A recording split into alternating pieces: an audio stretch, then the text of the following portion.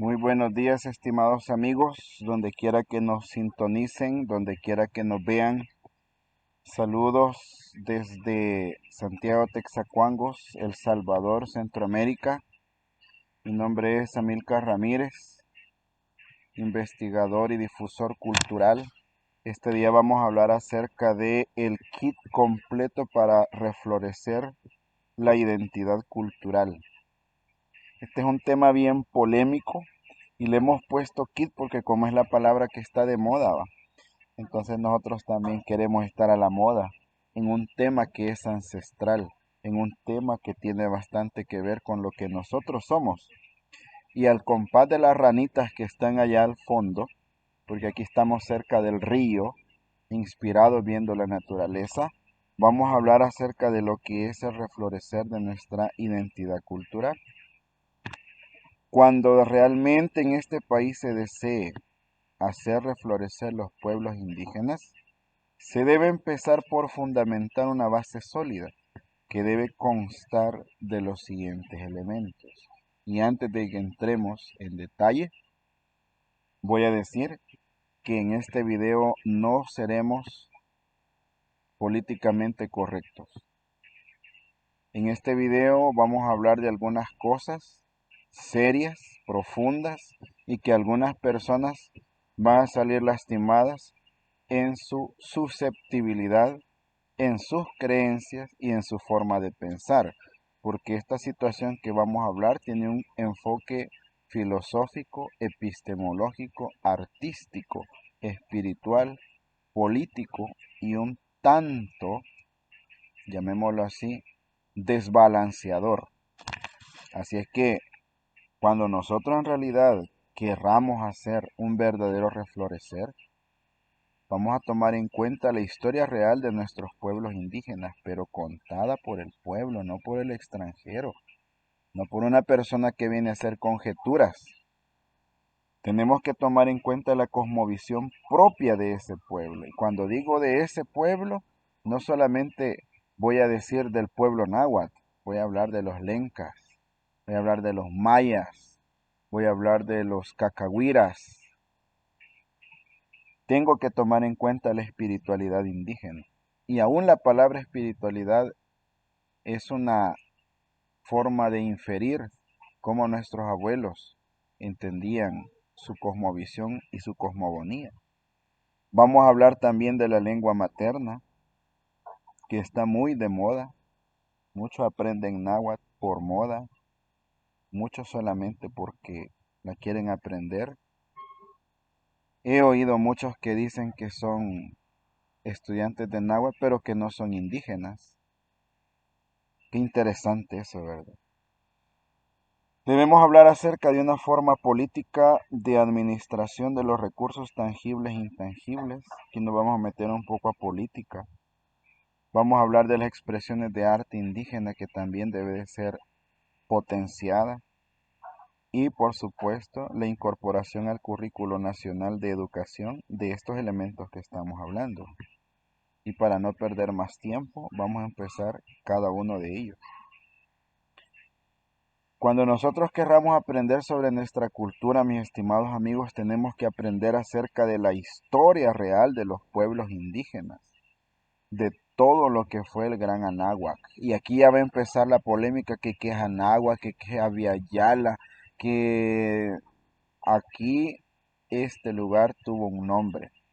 Nuestro país, El Salvador, estaba situado en un lugar donde se hablaba náhuatl y las sedes, la polis, o como usted le quiera llamar, los pueblos más importantes, eran Izalco, Cuscatán, Nonualco.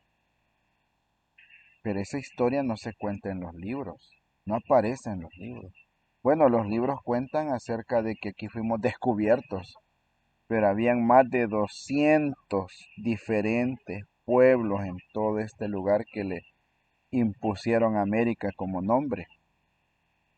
Y todos esos pueblos tienen una forma diferente de ver la naturaleza, de ver el cuerpo humano, de ver su filosofía, su administración política.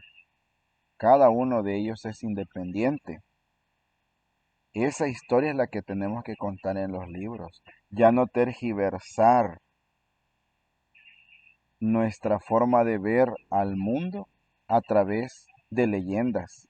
¿Qué es eso de andar contando de que la ciguanaba lo juega? Eh, ¿Qué es eso de decir de que aquí fuimos descubiertos? Que fuimos colonizados. ¿Qué es eso de andar metiendo ideas propias de políticas internacionales?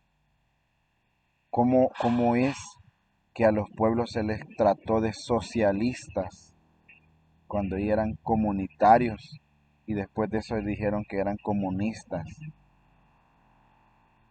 ¿Cómo es que en realidad la forma de la historia ha sido de opresión, de robo, de hurto, de violación, de expropiación? ¿Cómo se nos ha impuesto muchas cosas, pero el indígena ha logrado mantenerse aún? Bueno, fruto de ellos es que los historiantes, que es una danza postcolonial, lleva los pasos de las danzas indígenas. Ajá. ¿Cómo es que la danza del tigre y el venado todavía representa la luna, el sol, lo masculino y lo femenino? Eso hay que indagar, esas historias. Y esta historia la cuentan los abuelitos, la cuentan los libros más antiguos, pero hay que leerla. Y eso no se muestra. No hay ningún libro propio de nuestro país que hable de mitología indígena. Sí hay uno que llama así mitología de Cuscatlán, pero tiene ya ideas postcoloniales.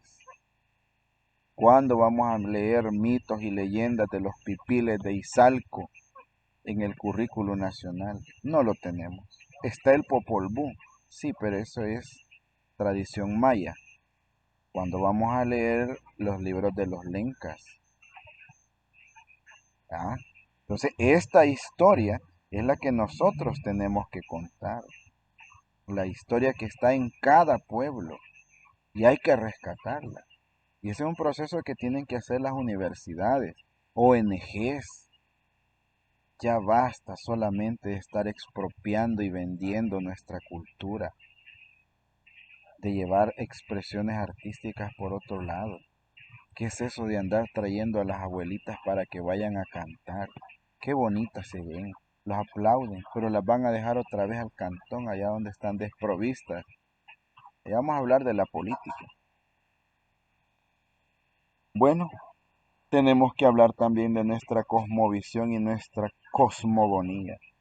Cosmovisión se refiere a cómo nuestros abuelos en el pueblo veían la posición del cuerpo con relación al universo, de las plantas con respecto al universo, de los animalitos, su nicho, su hábitat ecológico con respecto al humano, y la cosmogonía, que viene de dos palabras en latín, que es cosmos, universo, y sigonía, que significa origen. ¿Cómo es que se originó nuestro pueblo? Discúlpeme, pero nosotros acá tenemos una forma de contar cómo ha empezado esto. El gran abuelo Guillermo Tesorero, que Dios en su gloria lo tenga, contaba de que en Tonalá de la luna cayó un río y allí bajaron los primeros seres. Todo fue el origen acá. Mire qué interesante. Se habla de una mujer que dio a luz a unos niños y ellos nacieron de el morro, hicieron los tepehuas. Por eso es que he puesto la imagen acá en rompecabezas porque está partida actualmente como un rompecabezas y hay que volverla a armar. Hay que unir todos esos conocimientos ancestrales, los cuales nos han traído medicina, alimentación, cuentas de tiempo. Nos han traído una serie de expresiones que algunas se pueden ver en las ceremonias indígenas que están tan, pero tan alienadas, donde se meten padres nuestros, arcángeles, se llaman a deidades de México, se hablan acerca de duendes, de silfos, se termina con un Padre Nuestro en náhuatl. Mire cómo estamos nosotros ahorita. Hay que rescatar y todo esto se debe de hacer de una manera seria y práctica, porque no solamente es enseñar náhuatl, es también aprender parte de lo que es la cosmovisión de nuestros abuelos, hablar de lo que es el túnel, el hijillo, el saumerio, porque los niños llevan un ojo de venado en como pulserita roja, qué es el ichusme, por qué el petate tiene un significado maravilloso en las meditaciones, cuáles son las propiedades del madre cacao, por qué se quema el laurel en las ceremonias, por qué al fuego no se le puede dar cuestiones artificiales, sino que solo cosas naturales. De eso es lo que tenemos que hablar nosotros. Y si queremos reflorecer en realidad nuestra identidad cultural, hay que hablar de esto también. Y hay que hablarlo de manera seria, porque esta forma de mitología tiene una base histórica y científica que se puede comprobar, de tal manera que nosotros, al hacer estas indagaciones, nos damos cuenta de la ciencia. Del mito pasamos a la ciencia. Del mito, que es una forma pedagógica en la cual nuestros abuelos enseñaban, se convierte eso a una forma científica. Es un método científico también, escondido de manera didáctica a través de esta mitología. Bueno, y si queremos profundizar más, ya no quedarnos en mitos, leyendas y creencias, pues tenemos que indagar en la espiritualidad. Tenemos que indagar en la forma en la cual nuestros abuelos concebían la jerarquía celestial, la jerarquía que está en el lugar donde nosotros no podemos entrar ni lo podemos ver, como dicen los abuelos en Panchimalco. Eso yo no lo puedo ver, pero sí sabía que mi abuelo podía viajar en el rayo. Salía cuando estaba tronando, se ponía a cantar y cuando caía el rayo se iba ahí, iba a aparecer por otro lado. Ajá, tenemos que hablar de eso. Tenemos que hablar de dónde sale el sol, dónde se oculta, de dónde viene el agua y para dónde va el norte. Debemos de hablar de todas esas formas que los arqueólogos llaman figuras antropomorfas, o sea que tienen forma de humano, pues. ¿Por qué el Xipetutegu que fue encontrado en la laguna de Huija aparece como saliendo de un animal? ¿Y qué relación tiene con el nahualismo que se practica en los pueblos donde la gente decía que se convertía en animales? ¿Por qué la culebra es tan sagrada? ¿Por qué el jaguar sonriente se ocupa en el centro y viendo al sol? ¿Por qué decimos que cuando viene el huracanero en la milpa lo podemos evitar sembrando una mano de piedra? ¿Por qué aquí en el pueblo de El Salvador la energía fluctúa de manera más rápida y se puede palpar? Y como aquí somos de movimiento, la mayoría de meditaciones se pueden hacer moviéndose. O sea que nuestros abuelos salían a caminar al monte y ahí obtenían sus resultados. No es como algunos dicen que se ponen en posición de flor de loto abrazando un árbol y con eso no, no, aquí no es así, discúlpenme. Y esto se puede comprobar. Y si lo estoy diciendo es porque lo he hecho. Entonces, ¿por qué nosotros decimos que es más poderoso el amate que la ceiba y el conacaste? Y que cada uno tiene su función. Esa forma de espiritualidad. Ya dejémonos de andar diciendo que el Dios de la lluvia, que el Dios del viento, que el Dios del fuego. Aquí no habían dioses. Aquí eran manifestaciones de un solo Dios, el cual no se podía nombrar. Y no lo mismo dicen los hermanos hebreos, pues. No se puede nombrar.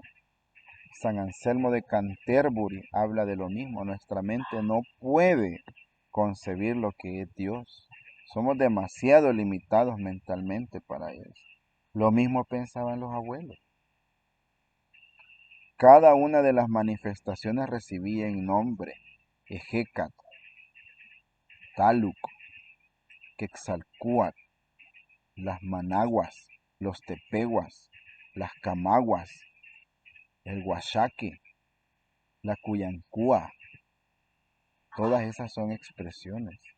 El Sisimite, el Chanesque, todas esas son formas de manifestaciones espirituales y tienen su función. Hay que trabajar con ellos para averiguar qué significa cada uno de ellos y para qué se utilizan. Entonces, si queremos refortalecer nuestra identidad cultural, debemos de hablar de esta espiritualidad. El problema es que no hay personas que puedan hablar sin meter tanto la superstición en esto. Debemos de hacerlo desde un enfoque didáctico, para que la intencionalidad de esto sea hacer reflexionar a las personas que no conocen que nosotros no somos politeístas y que trabajamos de manera práctica, porque mucha gente busca la espiritualidad en 2 horas que dura la misa, en toda la noche que dura una vigilia, en 3 horas que dura el culto, pero nosotros los indígenas buscamos a Dios en todas las expresiones naturales que hayan. En el río podemos platicar con Dios, en el fuego que arde podemos platicar con Dios, en la tierra podemos platicar con Dios. Mire qué interesante. A través de las piedras. Los árboles sirven como antenas receptoras de esto. Esa es la verdadera espiritualidad, no algunas ideas que han venido de otros lados con tendencia New Age.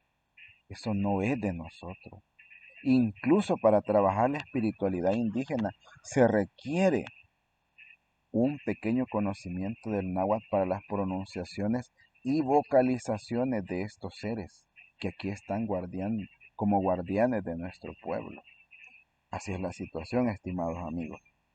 Por lo tanto, si yo quiero trabajar con la tierra, no le voy a llamar Pachamama. Sí es una buena manera de llamarle, no lo vamos a negar, pero es referencia que hacen nuestros hermanos de allá del sur. Aquí es Tunancintal, nuestra madrecita tierra, porque para que ustedes sepan, las manifestaciones de espíritus indígenas más ancestrales, todos tenían, todos tenían energía femenina. Así es. Aquí hay más espíritus de guardianas que guardianes. Incluso eso de llamarle guardianes refiriendo a lo masculino es una nueva idea actual. Todo tiene que ser en vista a lo masculino. Pues aquí no es la cosa así. Bueno, un componente también es nuestra lengua materna, pero la lengua materna de cada pueblo. No puedo ir yo a Morazán, territorio cacahuira, o a San Miguel y todo el oriente del país a decirles que vamos a hablar náhuatl. Se debe respetar su potón pisbi, se debe de hablar su cacahuira, se debe de hablar su náhuatl. Y dicho sea de paso, el náhuatl tiene variantes también, pues hay variantes en Izalco, en Tacuba, en Nahuizalco, en Huitzapan. Hay que respetar eso también, no puedo unificar. Y si ya estoy yo universalizando el náhuatl, estoy imponiendo las reglas gramáticas de otros países para acá. Hay que respetar a los abuelitos, ¿vea? Entonces, nuestra lengua nos va a hacer entender una parte de lo que nosotros queremos revitalizar.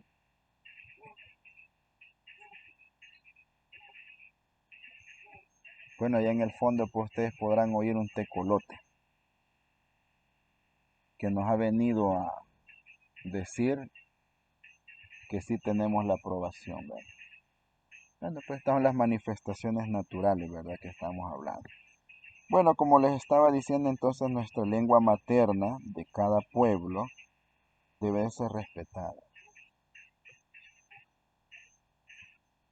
Debe de ser profundizada, analizada, puesta en práctica y debe de enseñarse en las escuelas para rescatar la identidad de estos pueblos.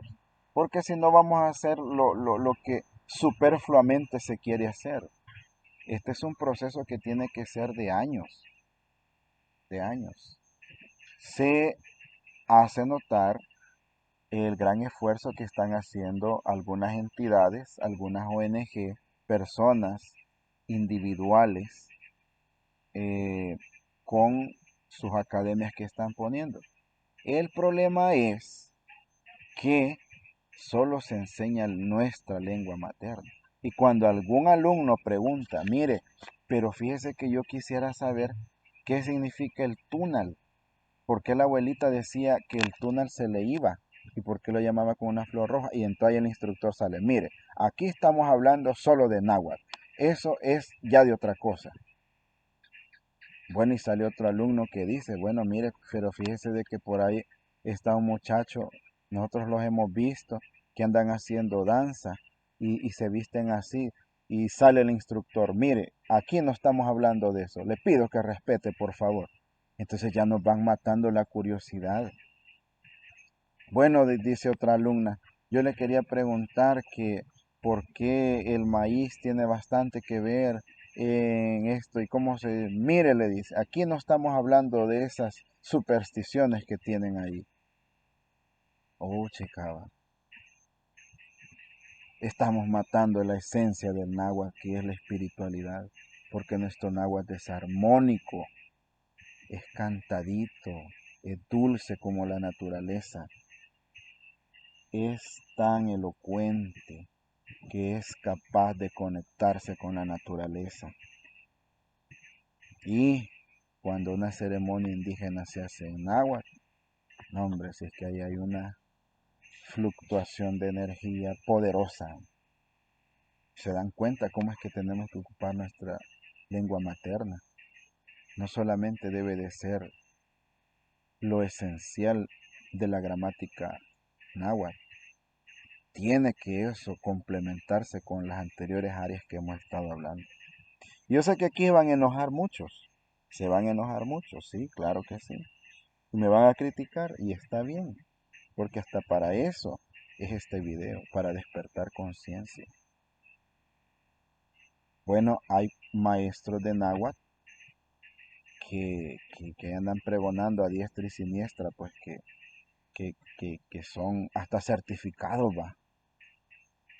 Pero se les olvida el componente espiritual de nuestra lengua materna.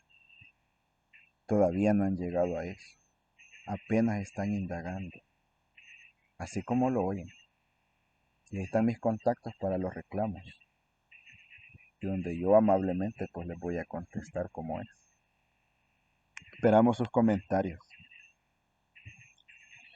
Bueno, vamos a una parte un poco más seria todavía que la lengua materna y el descuido de la espiritualidad. Las leyes, políticas, reglamentos y organismos que garanticen efectivamente los derechos de los pueblos indígenas. Muchas organizaciones se oponen actualmente a las leyes grandiosas que se presentan porque no nos convienen. La ley del agua no nos conviene porque si se aprueba por los pueblos indígenas sería como regalarles nuestros sitios sagrados. Bueno, el río Sisimitepec, por ejemplo, es un lugar sagrado. No es un lugar sagrado solamente el que tiene Teocal. O sea, Las mal llamadas pirámides, pues, no, son esos peñones, las montañas, los ríos, los ojos de agua, las lagunetas. Esos son los sitios sagrados para nosotros, los árboles milenarios. Esos son los verdaderos altares de nosotros y en los que tenemos que cuidar. También necesitamos cuidar nuestro patrimonio intangible.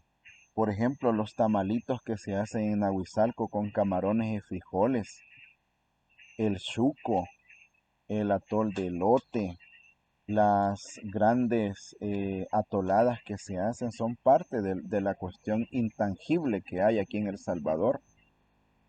Los tamales de pescado de Santiago Texacuango, las palmas de Panchimalco que se las ha apropiado la Iglesia Católica, los nahuales que están en los cascos de los historiantes, ahí están todos esos, pero no se respeta porque no hay una ley seria que hable de esto. Tampoco se puede estar aprobando grandes megaproyectos como los presentan, donde va a haber una deforestación de árboles, que aquí se va a meter una carretera que va a conectar, sí, pero ¿cuántos animalitos van a morir porque les van a deshacer su hábitat, su nicho ecológico? Y por eso el pueblo indígena es el guardián del medio ambiente, le guste o no le guste. Igual ya les dije, aquí está mi contacto para que ustedes me puedan escribir y yo les puedo explicar por qué es que no podemos nosotros estar de acuerdo con tanta modernización. Se debe de llevar de una manera paralela. Miren, si no lo han podido entender, el mito del progreso es algo que está destruyendo el medio ambiente. Nos vienen a proponer grandes obras, grandes proyectos, pero a consta de qué? De la madre tierra, del agua, de los árboles y de los animalitos. Y finalmente nosotros pagamos. Si no, pues aquí cuando llueve en El Salvador hay inundaciones. Si no llueve hay sequías. Somos vulnerables. ¿Por qué? Porque nosotros mismos no cuidamos el medio ambiente.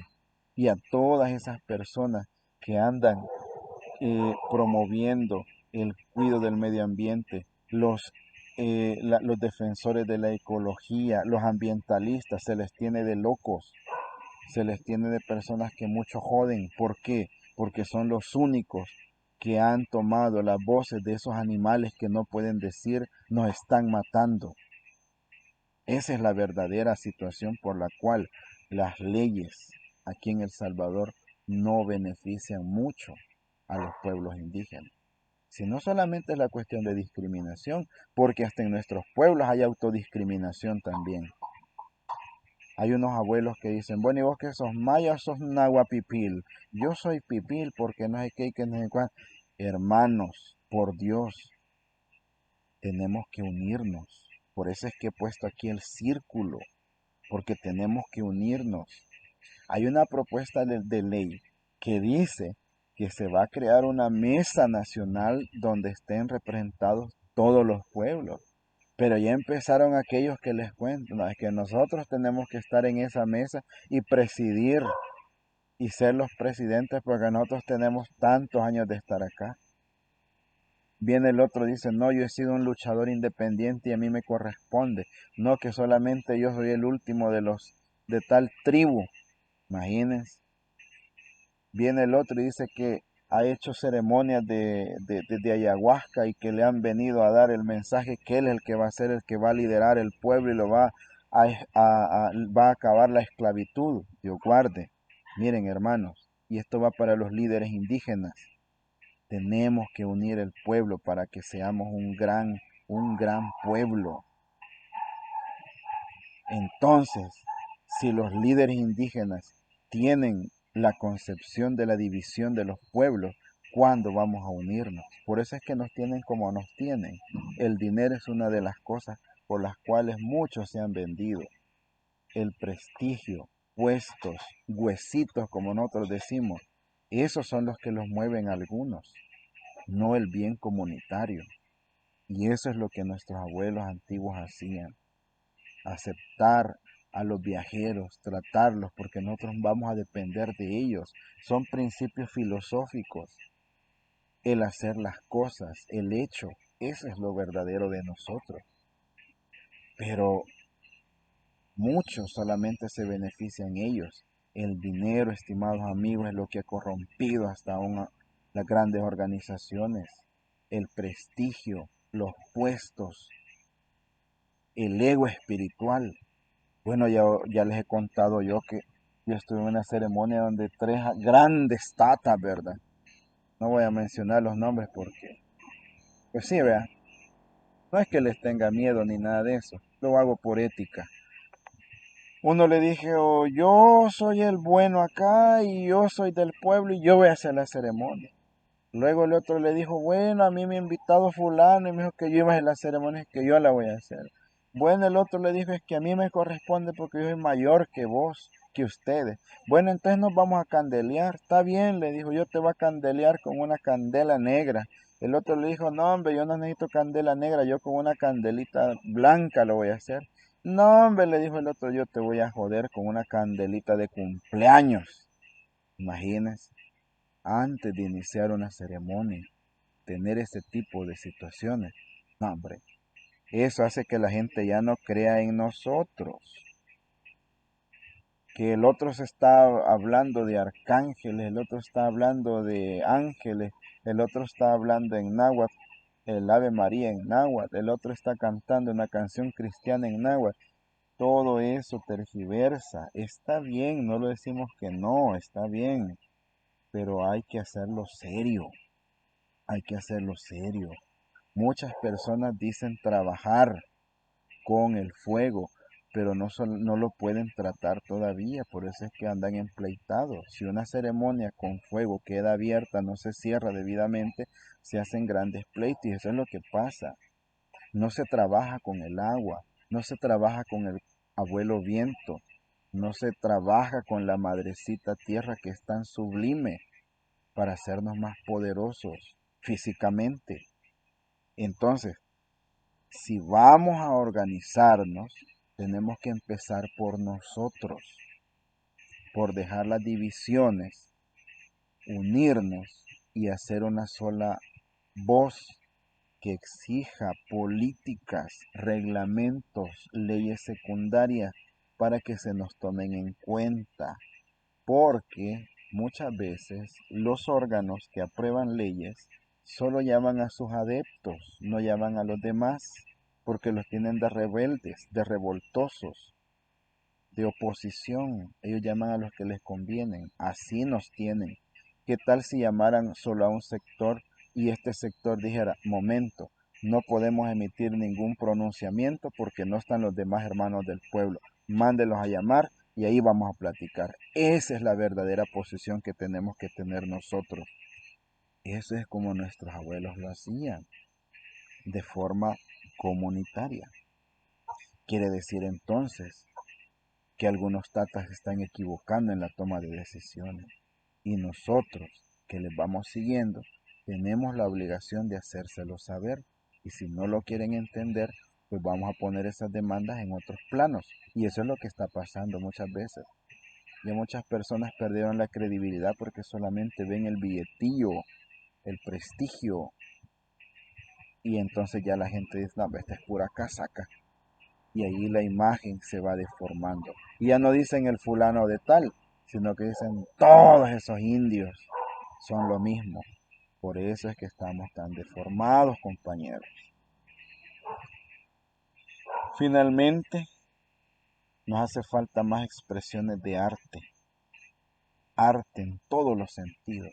Danza, teatro, artes plásticas, escultura, tejido, canto, artesanías,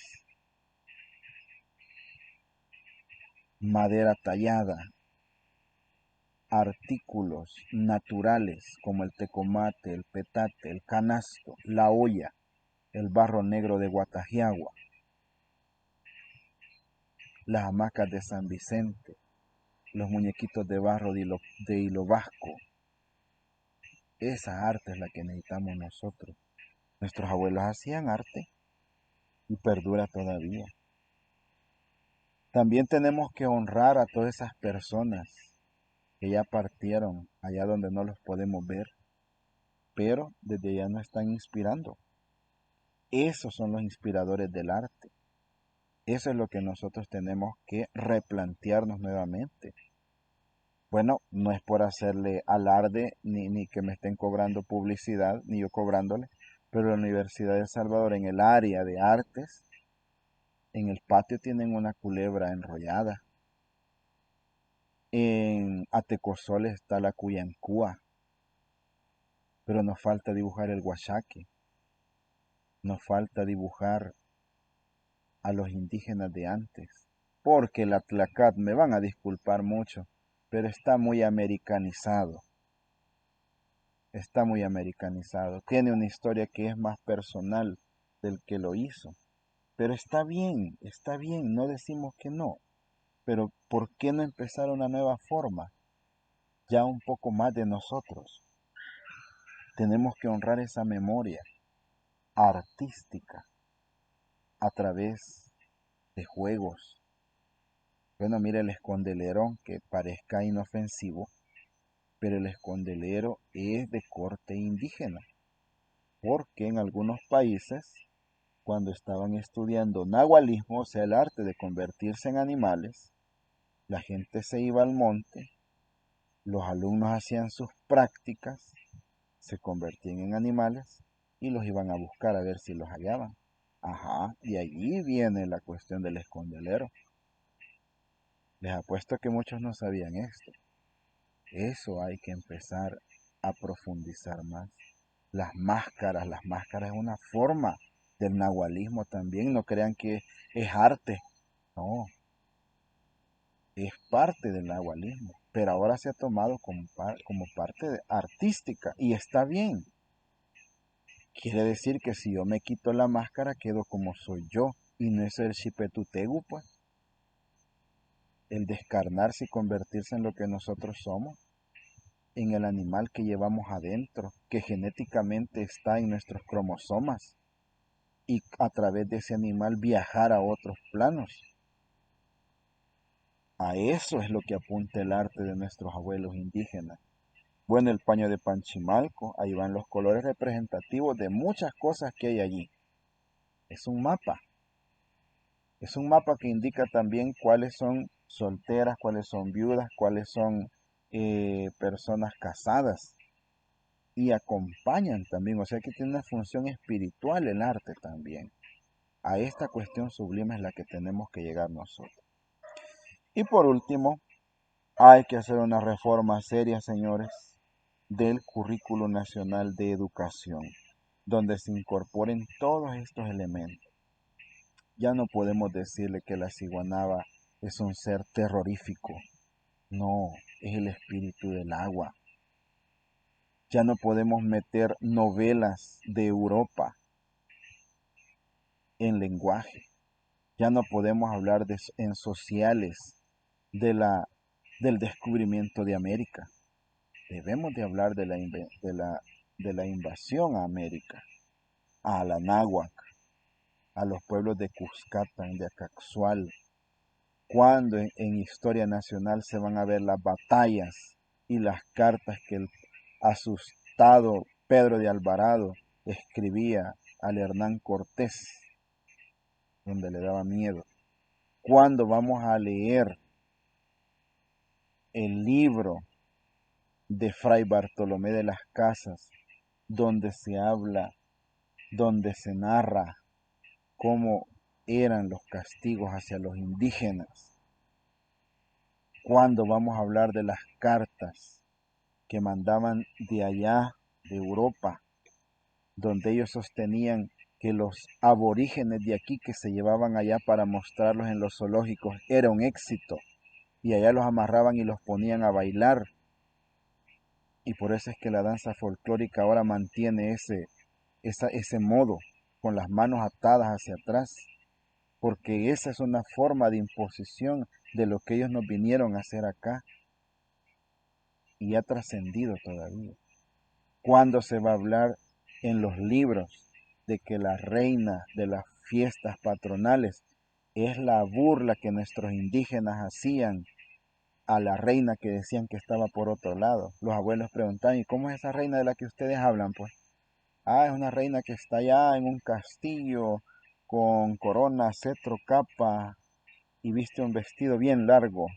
Entonces los abuelos de manera sarcástica, irónica y burlesca sacaban también acá a la reina, un hombre vestido de mujer. Y alguien vio que eso era una gracia y lo hace en todas las fiestas patronales. Y por es que año con año se hace. Y ahora hasta casting hacen para eso. Se dan cuenta qué tan engañados estamos y por es que no tenemos identidad, hombre.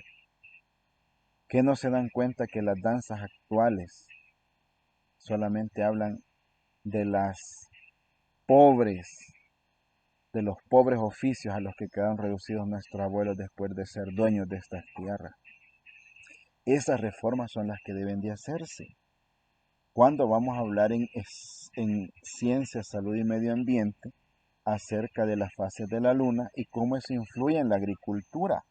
Cuando vamos a tener una unidad en ciencia, salud y medio ambiente que hable de ecología, tomando en cuenta el componente indígena, sobre el respeto hacia los demás seres. Cuando vamos a hablar en inglés de nuestras tradiciones, porque muchos extranjeros vienen y es necesario hablarles también de nuestra lengua materna. Cuando vamos a hablar en moral, urbanidad y cívica, del respeto hacia los mayores, del gran tesoro que guardan esos abuelitos que están en los pueblos olvidados. Cuando vamos a hablar en matemática del sistema numérico no maya, ya no estén diciendo que es sistema numérico maya, es un sistema numérico de todos los pueblos indígenas de acá y que tiene que ver bastante con nuestro cuerpo, porque hay una relación de cosmovisión entre ellos. Cuando vamos a hablar de los animales en extensión, de los verdaderos héroes de acá, de esa gente que dio su vida por el pueblo y que hoy está olvidada. Cuando vamos a hablar de 1932 y la masacre que hubo, y no solamente en Izalco, también en Nahuizalco. Cuando vamos a hablar de las matanzas de las veraneras. Cuando vamos a hablar de cómo los indígenas fueron utilizados en la guerra civil como carne de cañón, como soldados, como guardias, como guerrilleros. ¿Cuándo vamos a hablar en historia de por qué el náhuatl se extinguió y se volvió doméstico? Eso es lo que tenemos que hablar para que nuestros alumnos entiendan la riqueza cultural del cual tenemos que sentirnos orgullosos, que tenemos un legado de guerreros, de gente que curaba, de gente que dominaba la metafísica, de personas altruistas que se dedicaron a la enseñanza, a la transmisión de estos conocimientos. ¿Cuándo vamos a hablar de todo eso de una manera seria en el currículo nacional? Aquí hay un proceso muy largo, hay que enseñarle a los maestros, hay que decolonizarlos, que dejen ya de andar diciendo de que fue la conquista de América, ya no, hay que hacer conciencia hasta en los maestros para empezar. ¿Y quiénes son los responsables de formar maestros? Las universidades, pero las universidades solamente le apuntan ahora al recurso tecnológico.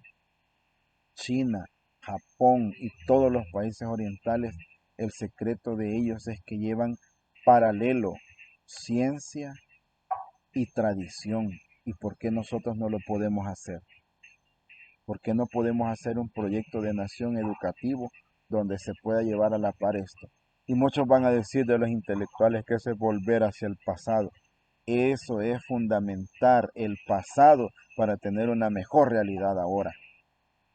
No se nos confunda con campesinos pordioseros que solo se dedican a sembrar la tierra. El indígena ha tenido que ver en muchos campos, en zoología, en educación, en economía, en lingüística, en medicina. Nadie podría decir que un indígena de Nahuizalco es un doctor. Eso nadie se lo espera, ¿verdad? Nadie podría llegar a entender que un indígena de Panchimalco pueda hablar inglés, náhuatl, español y latín también. Eso no se espera a la gente, ¿verdad? Porque se nos ha vendido la idea pobre de que el campesino es ese que viste de blanquito, remendado con sombrerito y un gran escapulario. Sépanse que ese escapulario se les ponía como un ejemplo, como una forma de dominación. Mientras más grande el escapulario, más grande es el dominio que se ejerce. Eso no se lo han explicado, ¿verdad?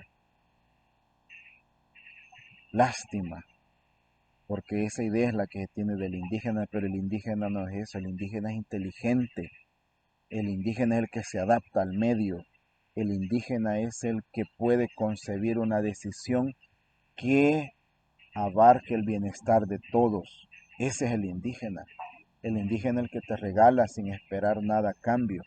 Eso es lo que se pretende formar a través de los valores en la educación de las escuelas. No vamos a dejar a un lado el componente científico ni tecnológico, pero ¿por qué no incorporar esto y hacer complemento? Qué interesante sería, ¿verdad? Qué interesante fuera que para el 15 de septiembre se hablaran no solamente de valores o de mestizos que independizaron a su conveniencia Centroamérica, sino que habláramos de los abuelos indígenas que rescataron el náhuatl, las tradiciones, del abuelo que mantuvo durante mucho tiempo la danza del tigre y el venado. ¿Por qué no habláramos de los ensayadores, de los historiantes? ¿Por qué no hablamos de las tejedoras, de las señoras que hacen con barro sus figuritas? ¿Por qué no hablamos de eso? Esa es la pregunta que les hago y espero sus comentarios a ver qué es lo que dicen. Así es que, estimados amigos, cuando nosotros decidamos hacer seria esta cosa y de veras, digamos, nenáhuatl suchiguiza, que verdaderamente el náhuatl reflorece, vamos a tomar en cuenta estos componentes. Esta es mi tesis, estimados amigos, la tesis del profesor Amílcar Ramírez. Esto no está escrito en piedra, me puedo equivocar, puedo sentar bases también, quién sabe.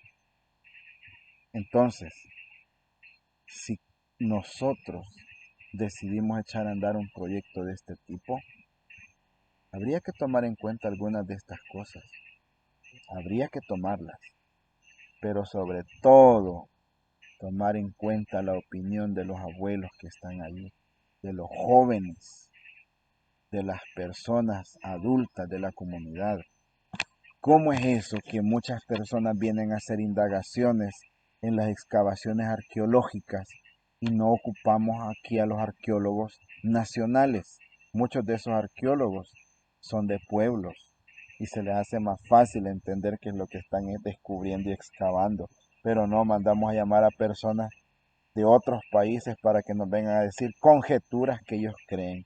Así estamos nosotros, apoyando artistas de otros lados cuando nosotros aquí tenemos bastantes y muy buenos artistas con calidad internacional. Pero el problema es que como estamos acostumbrados a ver por otros lados y no a darle el verdadero valor a lo de nosotros, eso se pretende cambiar desde las escuelas con los niños chiquitos.